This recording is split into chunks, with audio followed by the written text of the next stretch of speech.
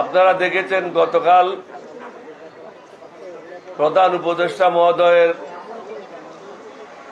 নেতৃত্বে একটা মিটিং হয়েছিল সর্বদলীয় ঐক্য জোটের সব রাজনৈতিক দলের।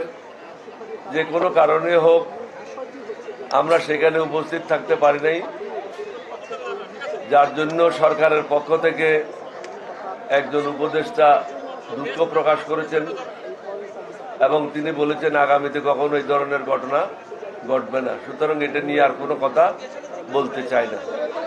অতীতে অনেকে এরকম ধ্বংস হয়েছে, আগামীতেও এরকম ধ্বংস হবে।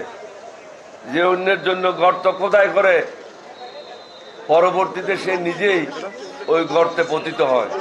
সুতরাং আমার ক্ষতি করবেন, কারো ক্ষতি করবেন, নিজে আরামে থাকবেন, এটা মেনে নেওয়া যায় না এবং এটা চিন্তাও করবেন না।